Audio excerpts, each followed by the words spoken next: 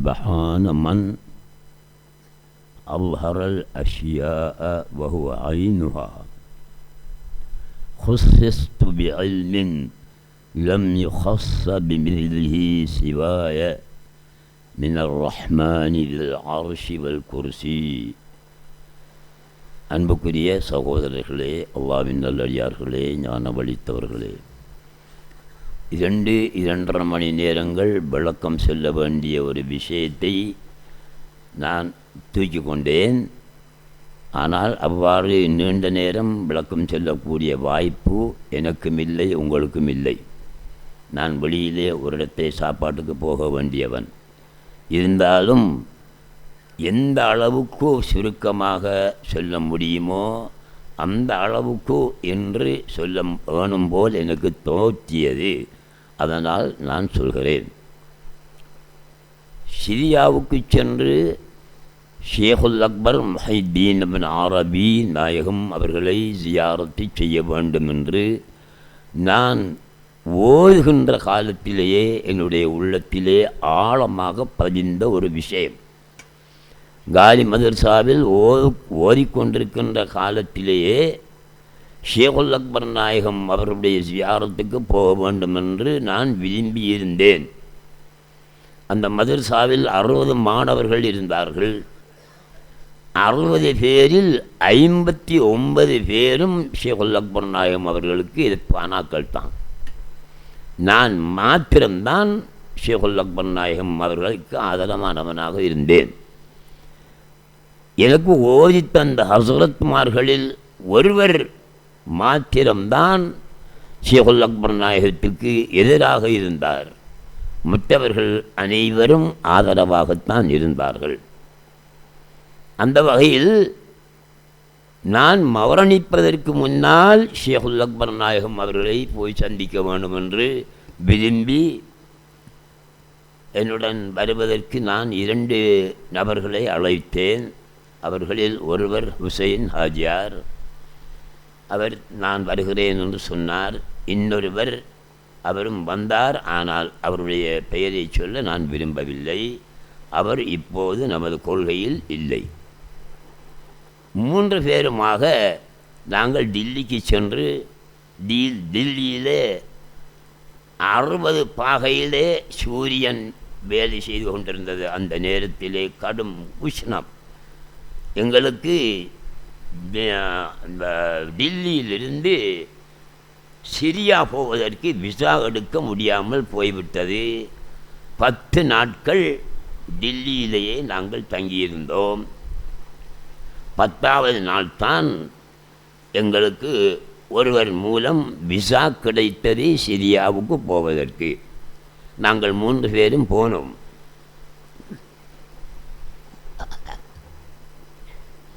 ஏர்போர்ட்டில் இறங்கின நேரத்திலே ஷேகுல் அக்பர் நாயகம் ஒரு கராமத்து காட்டினாங்க. எந்த பக்கத்துலையும் காசு அடிக்கல. ஹுசைன் ஹாஜியார்கிட்டையும் காசு அடிக்கல. காசு இருந்தது $. தான் இருந்தது.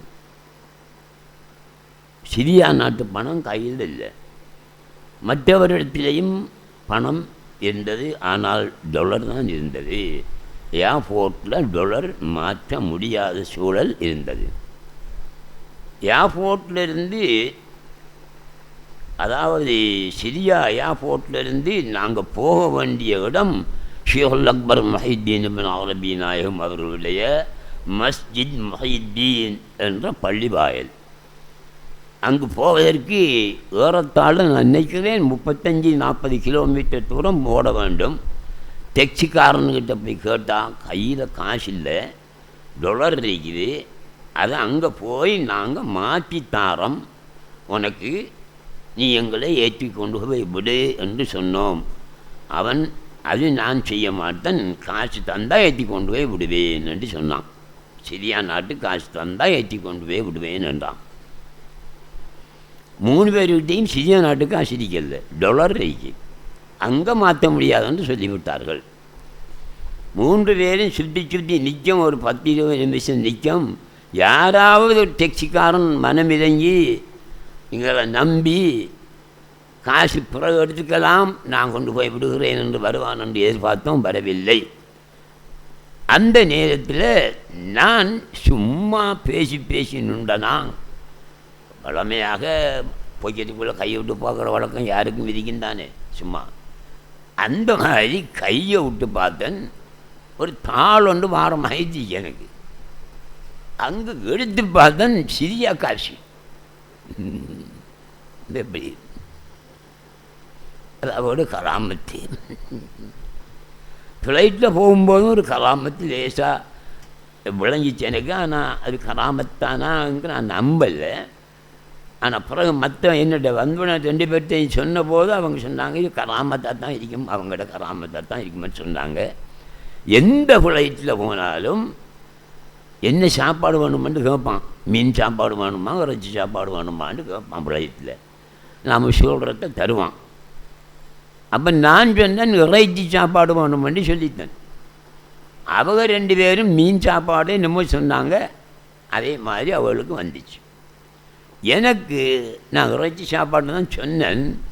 அவங்க இறைச்சை மட்டும்தான் கொண்டு வந்து வச்சான்.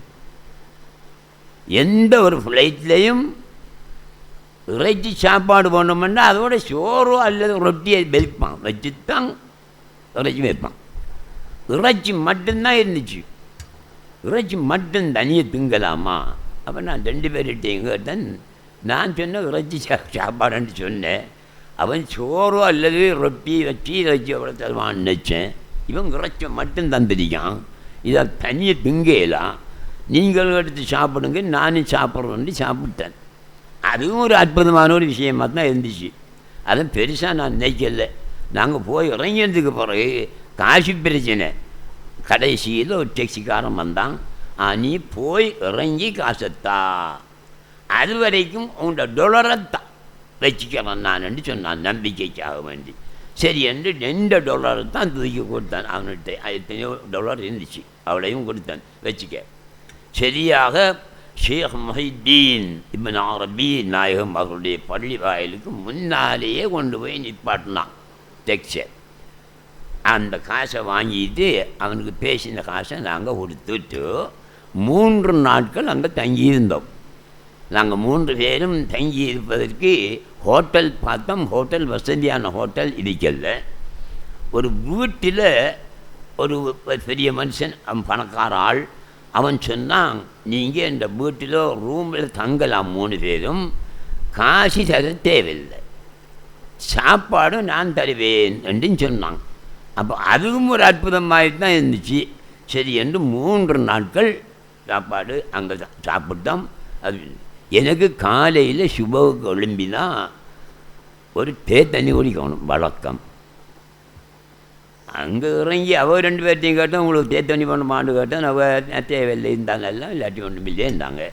எனக்கு நடக்கிறேன் தான் தண்ணி ஒன்று குடிச்சுத்தான் ஆகணும், பிளேண்டியன் தானே குடிக்கத்தான் வேணும்னு சொன்னேன். அப்போ சரி பார்ப்போம், ரோட்டு வழியை சுற்றிட்டு வருவோம், எங்கேயும் ஹோட்டல்கள் திறந்துருந்தால் பார்ப்போம் வந்து. அங்கே போனால் ஒருவன் அப்போ தான் ஹோட்டலை திறந்து வச்சுக்கிட்டு இந்த கிளாஸுகளை கழுவிட்டு நிற்கான். அவனுக்கிட்ட போய் கேட்டேன். என்னோட வந்தாக்கள் 2 பேருக்கும் அரபு தெரியாது, எனக்கு அரபு தெரியும். நான் அவனுக்கிட்ட கேட்டேன், ஷாயனமும் பிளேண்டியனமும் குடிக்கலாமாடான்னு கேட்டேன். அவனுக்கு பிளேண்டியன் தான் என்னன்னு தெரியா, பில்லா லபன் என்று கேட்டேன். பால் இல்லாமல் தனி சாயம் மட்டும் தரையிலுமான்னு கேட்டேன். அது எங்கே இந்த டைமில் தந்தார், சுப நேரம் இந்த டைமில் தான் தந்துகிட்டு இருக்கல, எனக்கு வேல் அடிக்கன்றான். இல்லைடா அவ்வாறு சொல்லுக்கு அவன் தாடன் நான் ஜியாரத்துக்கு போகிறேன் அப்படின்னு கேட்டேன். அப்போ கொஞ்சம் என்று போட்டு எனக்கு மட்டும் பிள்ளைண்டியே தந்தான். அதை குடிச்சிக்கிட்டு நான் ஜியாரத்துக்கு போயிட்டேன். 3 நாட்களும் ஜியாரத்தில் இருந்தோம். அந்த ஜியாரத்துக்கு போகிற வழியில் அவங்களோட ரூம் இருக்குது. அந்த ரூமில் அவங்கள 2 ஆண் மக்கள் அடங்கப்பட்டிருக்காங்க. அவங்க முன்னுக்கு அடங்கப்பட்டிருக்காங்க. கண்ணாடி பெட்டிக்குள்ளே அவங்கள வச்சிருக்கி, இந்த கண்ணாடி அடக்கப்பட்டு கண்ணாடியால் மூடி வச்சிருக்காங்க. நாங்கள் தொடைய இல்லாத ஜியாரத்தை மையத்தை அந்த தொடைய இல்லை, கபரை தொடைய இல்லாது. ஆனால் அந்த கண்ணாடியை தொட்டு முத்தமிடலாம், அந்த அளவுக்கு தான் இருந்துச்சு. பக்கத்தில் 2 மக்களும் ஆண் மக்கள் அடங்கப்பட்டிருந்தாங்க. நிறைய சனம் நின்றாங்க. அப்போ நாங்களும் ஜியாரத் செய்து பாத்தியாலாம் ஓதிட்டு, நாங்கள் பாத்தியா ஓதினத்துக்கு நாங்கள் தானே துவா ஓதணும், 3 பேர் நாங்கள் நின்றுக்கிட்டு நான் துவா ஓயினன், அவர்களுக்கு துவாவோ தெரியா. நான் ஓயின துவாவை மற்றவன் எல்லாம் துவா ஓதிட்டுண்டவன் நிப்பாட்டிட்டாங்க. நிப்பாட்டி போட்டு நாங்கள் ஓதுற துவாவை அவன் கேட்டுக்கிட்டு நிற்கான் மற்றவன் எல்லாம்.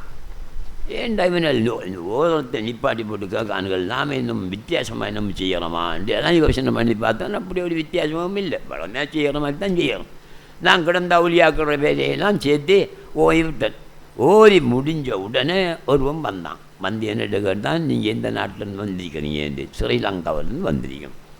எங்களை வீட்டை நாளைக்கு சாப்பாடு வர மாட்டீங்களான்னு கேட்டான். உங்களோட வீடு எங்கே இருக்கேன்னு கேட்டோம். பக்கத்தில் இருக்கேன்னு சொன்னான். நீங்கள் என்ன செய்கிறீங்கன்னு கேட்டோம். நான் யூனிவர்சிட்டி மாணவன்னு சொன்னான். மஹப்பத்தாயிட்டு எனக்கு மாணவன் என்ற உடனே எனக்கும் ஒரு மஹப்பத்து முதல் சில விஷயங்கள் அறியலாமென்று எனக்கு மஹப்பத்தான உடனே நாளைக்கு அவங்களோட விட்ட வாரம் பகல் சாப்பாட்டுக்கு வாரம் என்று சொல்லிட்டோம். அடுத்த நாள் அவனை வர சொன்னோம். ஜியாரத்துடைய வா, வீடு தெரியாதே, எங்களை கூட்டிகிட்டு போகண்டு அவன் வந்தான். மாணவன், யூனிவர்சிட்டி மாணவன். ஆனால் மாணவன் தான், சின்ன ஆளில் கொஞ்சம் வயசான ஆள் மாதிரி இருந்தார். சரி, என்ன அவரோட வீட்டை போனோம்.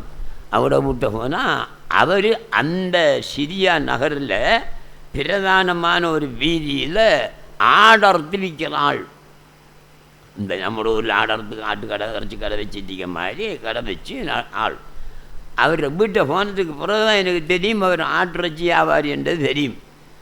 பிறகு அங்கே பால் சாப்பாடு ஒழுங்கு பண்ணி தந்தாங்க. நாங்கள் சாப்பிட்டு கொஞ்சம் இதெல்லாம் கழிச்சு தின்னு போட்டு அந்த மாணவன் சொன்னான், சிரியாவில் நீங்கள் எந்தெந்த இடங்களை பார்க்கணுமோ அந்தந்த இடங்களுக்கெல்லாம் உங்களை நான் கூட்டிகிட்டு போவேன். ஆனால் நான் ஏழை, காசு மட்டும் செலவழிக்க ஏழா, நீங்கள் காசுகளை செலவழிச்சிக்கிங்க எங்களுக்கு. எனக்கு டேக்ஸியில் தான் போகணுமெண்டு. சரி, அவரோடைய சேர்ந்து 3 நாள் நின்று அங்கே சுற்றிட்டு அப்படியே வந்தோம். அந்த ஷேகுல் அக்பர் நாயகத்தினுடைய அந்த கபருக்கு மேலே எழுதி இருந்த ஒரு பாடலை சொல்கிறதுக்கு தான் இதை சொல்கிறேன் நான். ஹுஸ்ஸிஸ்து பிஇல்மின், இதே ஒரு கராமத் தான். இப்போ நான் தொழுகைக்கு ஒழும்பி நிற்கிற வரைக்கும் இந்த பாடல் வருகிறதில்லை. இப்போ பேசணுமே, பேசக்கு இதை சொல்லணுமே, வருகிறதில்லை. அப்போ நாம் ஒழும்பி இருந்து மௌலிகை மாதிரி இருப்பாக தானே, பள்ளிக்கு வந்து நான் இருப்பாக, அவங்கள்ட்ட நான் பல தடவை சொல்லியிருப்பேன் தானே. நாம் கேட்போம், மௌலிகைமார்களை இப்படி ஒரு பைட்டங்க எழுதியிருக்கேன்னு நான் சொல்லியிருக்கேன் உங்களுக்கு. அந்த பைட்டில் ஆரம்பத்தை எடுத்து தந்தீங்கன்னா நாங்கள் மொத்தத்தை பேசி எடுத்துக்குவேன் என்று நாம் கேட்போம். கேட்டால் 2ஆம் மதிய மௌலிகை போல் ஒரு ஆள் இருந்து என்ன செய்வார், சொல்லி தருவார். சொன்னால் நாம் சொல்லலாமெண்டு நினச்சிக்கிட்டு உசல்லி ஃபர்தல் ஜும்ஆ ரகாத்தைனி என்று நினைக்க அந்த பைப்பு எனக்கு சுப்ஹானல்லாஹ் பாருங்க, அது அவரோட கலாமல் தான். ஹுஸ்ஸிஸ்து பிஇல்மின் லம் யுஹஸ்ஸ பிமித்லிஹி சிவாய மினர் ரஹ்மானி பில் அர்ஷி வல் குர்சி. இதுதான் பாடல். அது கீழே மிதிக்கி பாடல். அது இது ஒன்று தான் எனக்கு பாடம் ஆகிட்டேன் உடனே. ஹுஸ்ஸிஸ்து பிஇல்மின், ஓர் அறிவை கொண்டு நான் மாத்திரம்தான் அல்லாஹ்வுடைய படைப்புகளில் சொந்தமாக்கப்பட்டிருக்கிறேன். ஒரு அறிவுக்கு அந்த அறிவை கொண்டு அல்லாஹ்வுடைய படைப்புகளில் நான் தான் சொந்தமாக்கப்பட்டிருக்கிறேன் என்றால் எனக்கு மட்டும்தான் தெரியும், வேறு யாருக்கும் தெரியாது. லம் யுஹஸ்ஸ பிமித்லிஹி சிவாய, அந்த அறிவு வேறு எவருக்குமே அல்லாஹ் சுப்ஹானஹு வ தஆலா கொடுக்கல. அப்படியாரோ அறிவை கொண்டு நான் சொந்தமாக்கப்பட்டிருக்கிறேன். சிவாய மினர் ரஹ்மானி பில் அர்ஷி வல் குர்சி, அர்ஷுடைய குர்சுடைய ரப்பில் நின்றும் நான் சொந்தமாக்கப்பட்டிருக்கிறேன் என்று அது கருத்து. அப்போ இதுவே பெரிய பாக்கியம் என்று நினச்சிக்கிட்டு 3 நாட்களும் அங்கே நாங்கள் நின்றோம். இந்த 3 நாளும் எனக்கு சரியான வகுத்து வலி, கடுமையான வகுத்து வலி. எதையும் சாப்பிடவே இல்லை. அந்த தங்கி இந்த வீட்டுக்காரன் தருகின்ற சாப்பாட்டை தான் சாப்பிடலாம் தவிர ஹோட்டல் சாப்பாடுகள் எதுவும் சாப்பிட முடியாத ஒரு சூழல். சரியான வகுத்து வலி, 3 நாளும் வகுத்து வலி தான். அப்போ ஷேகுல் அக்பர் நாயகத்திட்ட போய், நாயகமே நீங்கள் எதை தராவிட்டாலும் சோதை தாங்க, பெரிய கஷ்டம் வரி எனக்கு என்றெல்லாம் சொல்லி பார்த்தா நடக்குதே இல்லை. 3 நாட்களும் வயிற்று வலியோடையே கஷ்டப்பட்டு நான் அவங்கள்ட்ட இருந்து துவா கேட்டுக்கிட்டு நாங்கள் 3 பேரும் பிறகு வந்துட்டோம். அந்த அந்த வயிற்று இருக்குதே, அந்த வயிற்று ஆழத்தை கொஞ்சம் நீங்கள் யோசனை பண்ணி பாருங்கள். அல்லாஹ்வுடைய படைப்பில் இந்த அறிவை கொண்டு சொந்தமாக்கப்பட்டது நாம் மாத்திரம்தான், வேறு யாரும் கிடையாது என்றால் இது சும்மா சொல்கிற பேச்சா இல்லை, மிச்ச ஆழமான தத்துவம் ஒன்றை அவர்கள் சொல்கிறார்கள். வஹ்தத்துல் வஜூத் ஞானத்துக்கு நாம் தான் சொந்தம் என்று சொல்கிறாங்க. நாம் பேசுகிறோமே இந்த வஹ்தத்துல் வஜூத் ஞானம் என்று எல்லாம் அவனே என்று பேசுகிறோமே, இந்த ஞானத்துக்கு நான் தான் சொந்தம், வேறு யாரும் இல்லை என்ற கருத்து எனக்கு விளங்குது. சரி என்று அவங்கள்ட்ட இருந்து நாங்கள் என்ன செய்தோம், விட வெற்றி வந்துக்கிட்டோம். ஷேகுல் அக்பர் நாயகம் அவங்க சாதாரண ஆளண்டு நம்முடைய இலங்கையில் உள்ள உலமாக்களும் நினைக்காங்க, வேறு உலமாக்களும் நினைக்காங்கன்னு நினைக்கணும். ஏன்னா ஒரு ஹோட்டலுக்கு போகும்போது லிஃப்ட்டில் போனேன், அங்கே ஒரு ஹசரத்து நின்றார். அவர் எங்கேயோ ஓதி கொடுக்காரு போலயே அவர் ஹசரத்து நின்றார். அவர் அரபில் கேட்டார், எங்கேருந்து வாரீங்கன்னு. ஸ்ரீலங்கான்னு சொன்னோம். என்னத்துக்கு வந்தேன்னு கேட்டாங்க. ஷேகுல் அக்பர் நாயகம் அவங்கள ஜியாரத் பண்ண வந்தோம்ன்றான். மன் ஹுவ ஷேகுல் அக்பர் என்று அவர் கேட்காரு. அந்த நாட்டு ஆள் என்கிட்ட கேட்காரு, ஷேகுல் அக்பர்ண்டா ரெண்டு கேட்காரு. ஷேகுல் அக்பர் பசாரெல்லாம் நிற்கும். என்னடா இந்த அந்த உலக பிரசித்தி பெற்ற மகானே யாரண்டி பேர் கேட்காரண்டு. அதான் தாரிபோ ஷேகுல் அக்பர் மஹிதீன் அரபி என்று கேட்டேன். உங்களுக்கு தெரியாதா அவங்களே என்று. மாலிஷ் மாலிஷ் மாலிஷ் எனக்கு தெரியாங்காரு. அல்லாஹ் முசீபத்து போடியவன் நீ, நான் சொல்ல இல்லாத சொன்ன அரைஞ்சி போட்டுருவான். முசீபத்து பிடிச்சவனா தான் இருப்பான் நீ. இந்த நாட்டில் இருந்துக்கிட்டு இந்த இவங்களை தெரியான்னு சொல்கிறியே ரெண்டு அப்படியே கழிச்சு போட்டு இவன் சொல்கிற புறத்தாலே நாம் போகப்படா, நாம் வந்த வேலையை பார்த்துட்டு போவோம்ட்டு அங்கே போய் ஷேகுல் அக்பர் நாயகத்திட்டு கெஞ்சி கெஞ்சி கெஞ்சி அழுது. அங்கே ஒரு கராமத்தில் என்னன்னா அவங்க அந்த கால் மாட்டு பக்கமோ அல்லது தலை மாட்டு பக்கமோ எனக்கு ஞாபகம் இல்லை, ஒரு மலை சின்ன மலை உண்டு. அதுலேருந்து ஒரு இடத்தால் தண்ணி வருது. பெரும் கூட்டம் நின்று அந்த தண்ணியை எடுத்து குடிக்கிறதுக்கு பாடுபடுறாங்க. என்ன விஷயம்னு கேட்டேன், இது அமெரிக்கர்கள் அமெரிக்க விஞ்ஞானிகள் எல்லாம் வந்து இந்த மலையிலிருந்து எங்கேருந்து தண்ணி வருது என்று ஆய்வு செய்து பார்த்தும் கூட கண்டுபிடிக்க முடியவில்லை, எங்கேருந்து வருதுன்னு தெரியாது. அதனால் இது கராமத்தில் வரக்கூடிய தண்ணி என்று வார போகிற மக்கள் எல்லாம் தண்ணி எடுத்துக்கிட்டு போகிறாங்க, குடிக்காங்க என்று சொன்னதுக்கு பிறகு நாங்களும் கையை கொடுத்து கொஞ்சம் தண்ணி எடுத்து அவர்கிட்ட குடிச்சிக்கிட்டோம். பிறகு நாங்கள் வந்துட்டோம். ஷேகுல் அக்பர் நாயகம் அவங்களுடைய சிறப்புகள் தாங்க முடியாத வெள்ளைக்காரர்கள், அந்த காலத்தில் இருந்த வெள்ளைக்காரர்கள் வெள்ளையர்கள் உலக பிரசித்தி பெற்ற 2 பேரழகிகளை தெரிவு செய்தார்கள். உலக பிரசித்தி பெற்ற 2 பேரழகிகளை தெரிவு செய்தாங்க. தெரிவு செய்ய சொன்னாங்க. அவங்க காவிர்கள். அவங்கள்கிட்ட சொன்னாங்க 2 பேர்கிட்டையும், உங்களுக்கு கோடிக்கணக்கில் பணம் தருவோம், நீங்கள் இந்த ஷேகுல் அக்பர் நீங்கள் ஒரு ஆள் இருக்கிறார் தானே, அடங்கப்பட்டிருக்கார் தானே, அடங்கப்படல அவங்க ஹயாத்தோடு இருக்காங்க, இருக்காரு தானே, அவரோட போய் சேர்ந்துக்கிட்டு உங்கள்கிட்ட பையத்தெடுக்கத்தான் நாங்கள் வந்திருக்கோம், எவ்வளோ தூரத்துலேருந்து வந்திருக்கோம், எத்தனை மாதம் போனாலும் பரவாயில்ல, வருஷம் போனாலும் பரவாயில்ல, நீங்கள் பையத்து திறக்க வேணுமென்று கெஞ்சி கெஞ்சி கறந்து கற்றுங்க.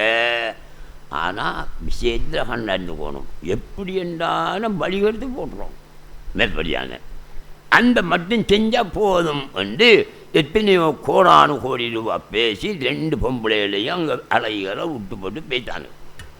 அவங்க வைத்தானுங்க.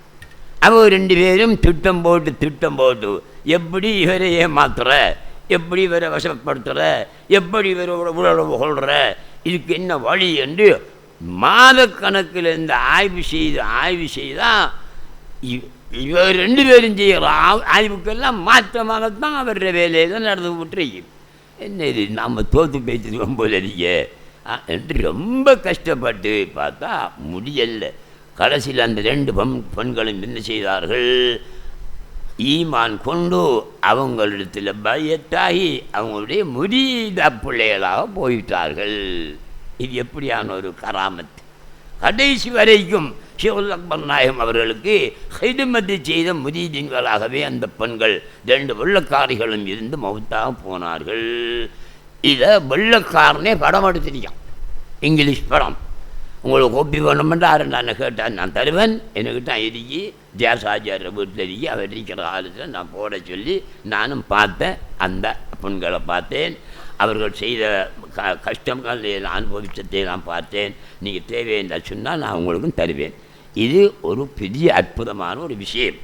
எவராலும் சாதிக்க முடியாத ஒரு கராமத்தை அவர்கள் காட்டியிருக்கிறார்கள். இன்னொரு கராமத்தை சொல்கிறேன், அதையும் கேட்டுங்க. அது ஏன் இன்றைக்கு நான் சொல்றதுக்கு காரணம் என்னன்னா, காலையில் எழும்பின உடனே ஃபோனை பார்த்தேன். அந்த கராமத்தின் ஃபோனில் இருக்கு, நீங்கள் எடுத்து பாருங்கள். இன்று வெளியான ஃபோனில் செய்தியில் இந்த கராமத்து இன்று வெளியான ஃபோனில் செய்தியில் இருக்கு. அப்போயும் நான் ஒரு 2 பேரை கூப்பிட்டு காட்டினேன். இந்த ஃபோனில் எனக்கு இந்த ஃபோனை பாவிக்க தெரியா, இந்த இடத்துலையும் இந்த இடத்துலையும் கொண்டு எடுத்துக்கிட்டெல்லாம் பார்க்க தெரியா. அப்போ நம்முடைய 2 பேருக்கிட்ட சொன்னேன், இந்த நீங்கள் கொஞ்சம் அப்படி ஒரு செய்தி ஒன்று வந்துடுங்க, அதை கொஞ்சம் எனக்கு எடுத்துட்டாங்க. இது இப்னு அரபி நாயகத்துடைய கராமத்து. அவர்களும் 2 பேரும் தேர்றாதான் என்ன செய்யலை, வரல. அப்போ நான் இங்கே வந்து பள்ளிக்கு இருந்துக்கிட்டு கூட என்ன செஞ்சேன், அதை பார்த்து அந்த கராமத்தை வாசித்து காட்டுறதுக்காக வேண்டி, உங்கள்கிட்ட வாசித்து காட்டுறதுக்காக வேண்டி தான் அதை தேடணும். இல்லாட்டி நான் வாயால் சொல்லலாம், அது கிடைக்கல எனக்கு. அதனால் நான் வாயால் சொல்கிறேன். என்ன என்றால், ஷேகுல் அக்பர் முஹித்தீன் இப்னு அரபி நாயகம் அவர்கள் எல்லாம் அவனே என்ற தத்துவத்தை சர்வசாதாரணமாக பேசுகிறாள். ரகசியமாக பேசினாள். சீகமார்கள்லாம் வருவாங்க, ரகசியமாக பேசுகிறேன். கதவையும் பூட்டி ஜன்னலையும் பூட்டி போட்டு ரகசியமாக வச்சு காதுக்குள்ளே ஊதுற சீகமார்கள். அவங்க கேட்க செய்த பேரில் தான் இன்றைக்கு இந்த எதுமோ இவ்வளோ தூரத்துக்கு தெரியாமல் இருக்கிறதுக்கு காரணம் சீகமார்கள் செய்த வேலை தான். சொல்லி கொடுக்குறல, பகிரங்கமாக சொல்கிறல, ஜன்னலை பூட்டு கதவை பூட்டு என்று ரகசியமாக தான் சொல்லி கொடுத்தேன். அந்த மாதிரி ஒரு சூழலில் ஷேகுல் அக்பர் நாயகம் அவங்க என்ன செஞ்சாங்க,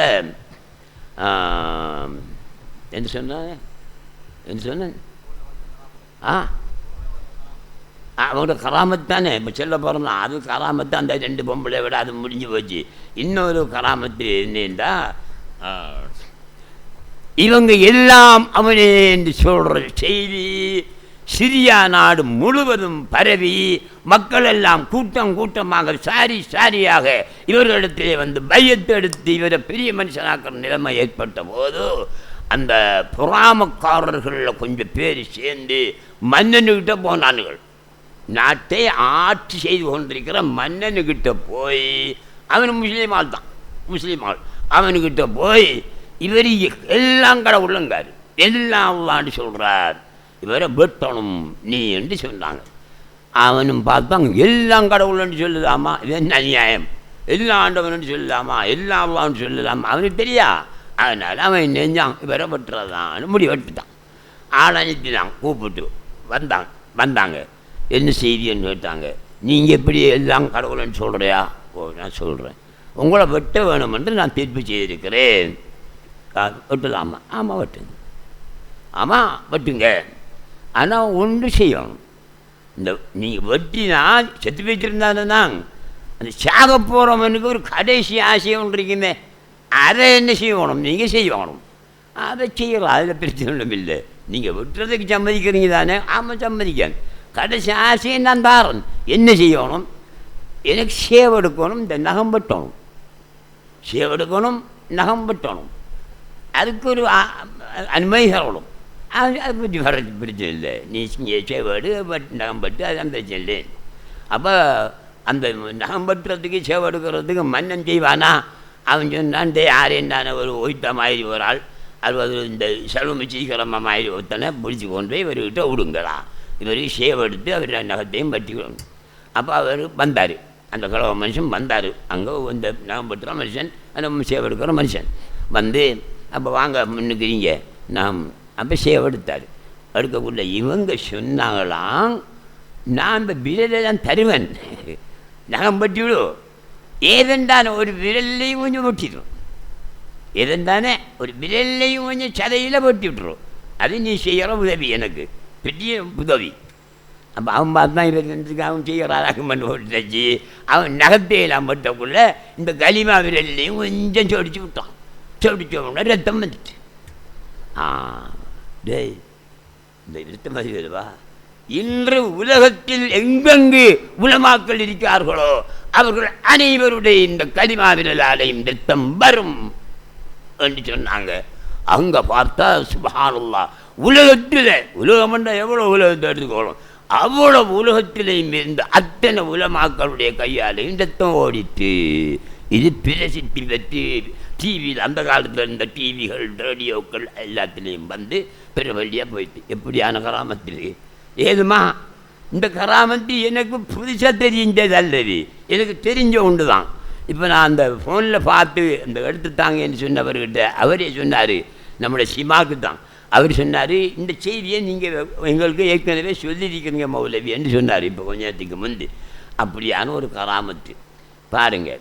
அடுத்த இன்னொரு கராமத்து, அவங்க மக்காவுக்கு போனாங்க, மக்காவுக்கு ஹஜ் செய்கிறதுக்காக வேண்டி போனாங்க.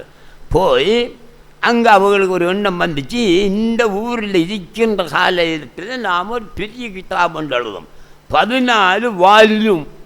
14 வால்யூம் வந்தால் 30 ஜுஸ் குர்ஆன்டிக்கு அதை போல் 14 வால்யூம். இவர்கிட்ட இருந்தால் அங்கே இந்த சப்பாத்து கலட்டுற மட்டுக்கு போகும் போல் அடிக்கணும் வால்யூம் வந்தா, ஜுசு அல்ல வால்யூம். அப்படி 14 வால்யூம் எழுதணும் என்று முடிவெடுத்து எழுத ஆரம்பித்தாங்க. எழுதுறாங்க. எப்படி எழுதுறாங்க? 14 வால்யூமும் எழுதி முடிஞ்சு. ஆனால் அதை கோத்து ஊசி போட்டு கோத்து நூல் போட்டு கட்டலை, தாழ்த்தால தான் இருக்கு. ஒவ்வொரு தாழ் இந்த தடவையில் வெள்ளை பேப்பராக ஒவ்வொரு பேப்பராக தான் எழுதி குமிச்சு வச்சுக்கிட்டு இருக்காங்க. 14 வால்யூம் எழுதுறதுக்கு எத்தனை 1000 பேப்பர் எழுதிப்பாங்க. எழுதி முடிச்சாச்சு. முடித்த பிறகு பார்த்தாங்க, இதே எல்லாம் நூல் போட்டு விட்டு ஊசி எடுத்துக்கிட்டு கோத்துக்கிட்டு இருக்கிறதுக்கெல்லாம் நமக்கு நேரம் இல்லை. நாம் இப்படியே சும்மா அள்ளி கொண்டு போய் காபாவுக்கு மேலே ஏறுவோம். ஏறி காபா மொட்டை மாடி தானே, காபாங்கிறது மொட்டை மாடி தான், வேறு அங்கே திரைகிற ஒன்றும் கிடையாது. மொட்டை மாடிக்கு மேலே ஏறி மொட்டை மாடிக்கு மேலே சும்மா வைப்போம். பாருங்கிடம் ஏற்றி வைக்கிறதில்ல, சும்மா வைப்போம். 3 மாதத்துக்கு பிறகு தான் ஏறி பார்க்குறத.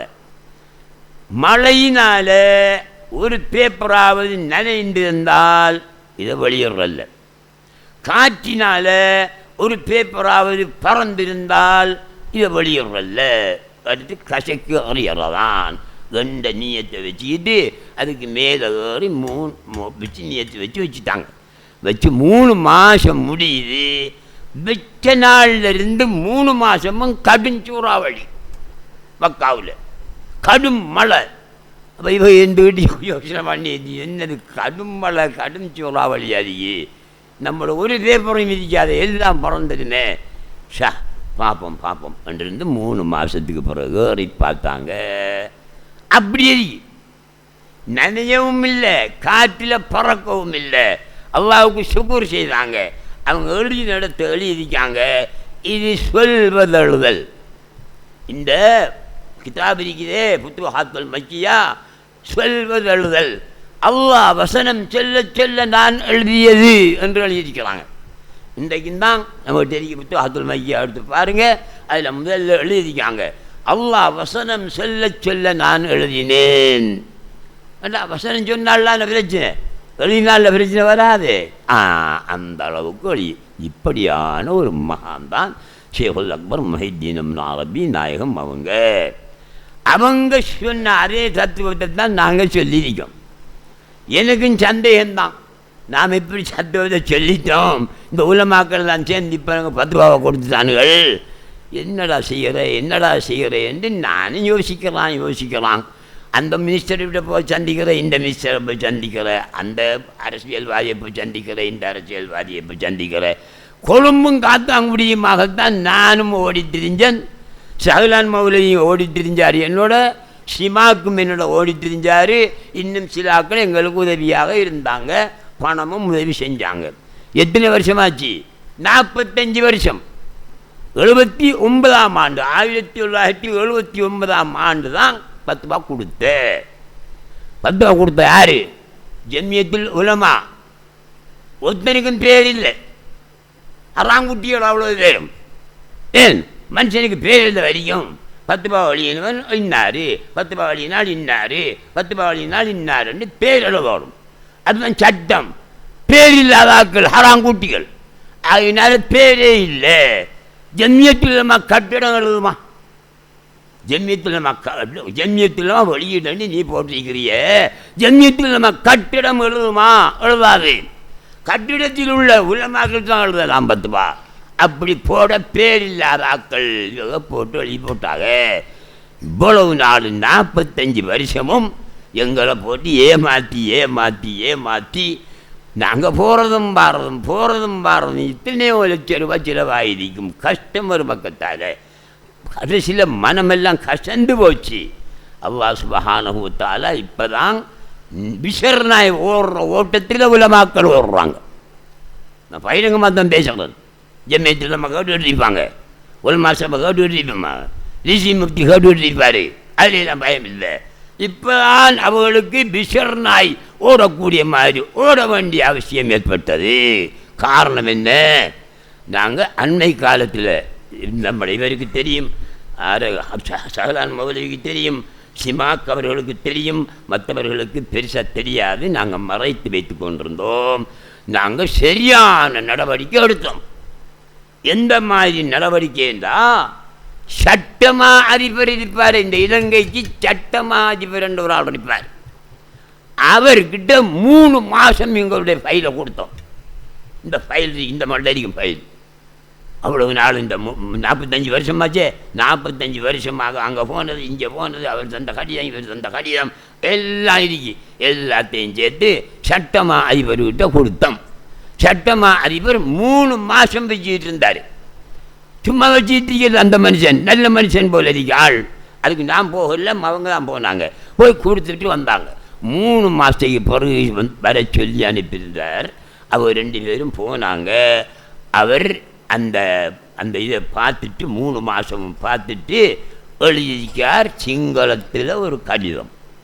அது தமிழாக்கத்தை இப்போ கொண்டதிருக்கேன். சிங்களத்தில் எழுதப்பட்ட கடிதத்தினுடைய தமிழாக்கத்தை இங்கே கொண்டதிருக்கேன். கௌரவ சட்டமா அதிபரின் பரிந்துரை இலங்கை போலீஸின் பயங்கரவாத தடுப்பு மற்றும் விசாரணை பிரிவின் பணியாளின் ஊடாக கடிதம் மூலம் தெரிவிக்கப்பட்டது. அவருக்கு கடிதம் மூலம் தெரிவிக்கப்பட்டது என்ன?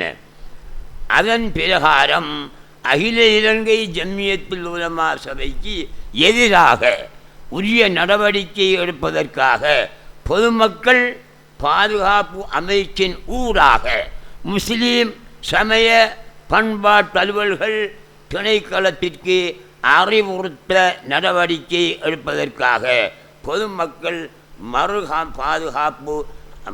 பாதுகாப்பு அமைச்சிற்கு கடிதம் அனுப்ப நடவடிக்கை எடுக்கப்பட்டுள்ளதாக அறிய தருகிறோம்.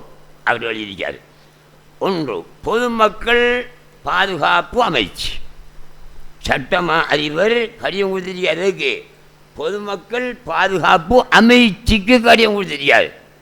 இவருடைய விஷயத்தை என்ன என்று பார்த்து முடிவுக்கு கொண்டாங்க. என்னென்றாலும் விசாரணைச்சு சட்டத்தை செய்ய என்று சொல்லியிருக்கார். அடுத்தது முஸ்லீம் சமய பண்பாட்டு அலுவல்கள் திணைக்களம் 2க்கும் கடிதம் கொடுத்திருக்காரு. 6 சட்டமா அதிபர் கொடுத்திருக்காரு. இந்த கடிதம் கொடுக்கப்பட்டு 2 வருஷத்துக்கு மேலே இவங்க ஒத்தரையும் என்ன செய்யலை, அந்த கடிதத்தை தூக்கி பார்க்கவே இல்லை. பிறகு சட்டமா அதிபர்கிட்ட 2 பேரும் போனாங்க. இப்போ கிட்டத்தில் போனாங்க.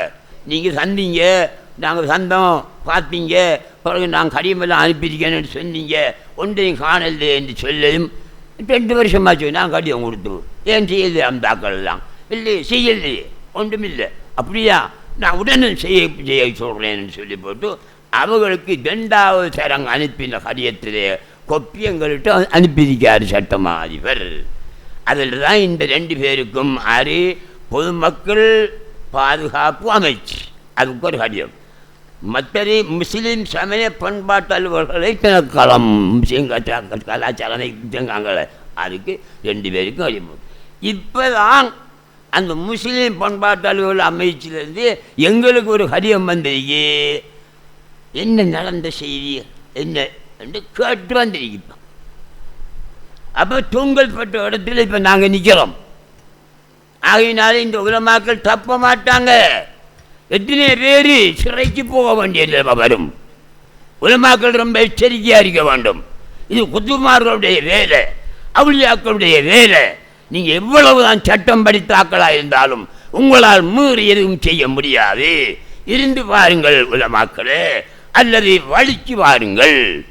சமாதானமாகணும் என்று வந்தீங்கன்னா நாங்கள் சமாதானமாகறதுக்கு நிபந்தனை இல்லாமல் வருவோம். சமாதானமாகறதுக்கு நிபந்தனை இல்லாமல் நீங்கள் 10 ரூபா வாபஸ் வாங்க விருப்பமா வாங்குங்க, இல்லாவிட்டால் நீங்கள் சிறை செல்ல வேண்டி ஏற்படும்.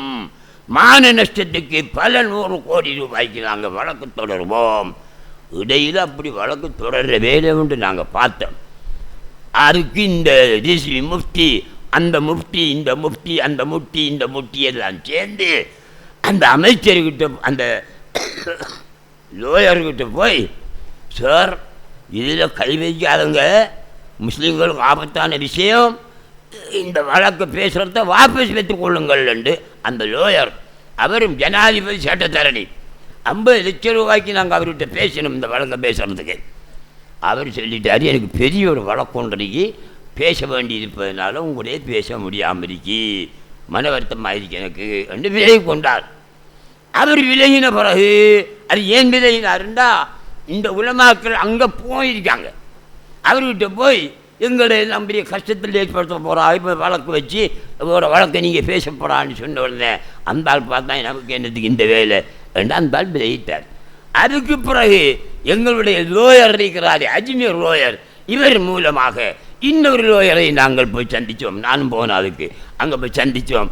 அவர் சொன்னார், நான் இந்தியாவுக்கு போகிறேன்னு 15 நாள் லீவில் வந்து உங்களுடைய விஷயத்தை பார்த்து தருவேன் என்று எல்லாத்தையும் வாங்கி எடுத்த டாக்குமெண்ட்ஸ் எல்லாம் வாங்கி எடுத்ததுக்கு பிறகு 15 நாள் போய் 15 மாதமும் போனதுக்கு பிறகு அவரோட தொடர்பு கொண்டா ஃபோன் தூக்குறாரு இல்லை. இந்த உலமாக்கள் மீண்டும் அவர் இன்னொரு இடத்துல போய் அந்த வழக்கையும் அவர்கள் நீங்கள் பாதம் செய்வனால் தடுத்து விட்டார்கள். ஆகையினால் அல்லாஹ்வுடைய கிருபையினால, அவுலியாக்களுடைய பரக்கத்தினால, நபிமாருடைய பரக்கத்தினால எங்களுக்கு பாதகமாக எதுவும் பாரதற்கு சந்தர்ப்பமே கிடையாது. இது ஜனநாயக நாடு. மத உரிமை அனைவருக்கும் உண்டு, உங்களுக்கும் உண்டு, எனக்கும் உண்டு, இந்த நாட்டில் வாழக்கூடிய அத்தனை பேருக்கும் உண்டு. யாரும் எந்த மதத்திலும் இருக்கலாம். இந்த அடிப்படையில் இன்ஷா அல்லாஹ் மிக விரைவில் நமக்கு சாதகமான முடிவொன்று எம்மை எதிர்பார்த்து கொண்டிருக்கின்றது என்பதை உங்கள் மத்தியிலே தெரிவிப்பது என்னுடைய கடமை என்பதற்காக நான் தெரிவித்துக் கொள்கிறேன். நீங்களும் இன்றிலிருந்து பெண்களும் நீங்களும் முடிந்த அளவு நோன்பு நோக்க வேண்டும், முடிந்த அளவு அல்லாஹ்விடத்தில் துஆ செய்ய வேண்டும், எங்களுக்கு இதில் பூரண வெற்றி கிடைக்க வேண்டும் என்பதை உங்களிடத்திலே கேட்டு விடைபெறுகிறேன். அஸ்ஸலாமு அலைக்கும் வரஹ்மத்துல்லாஹி வபரகாத்துஹு.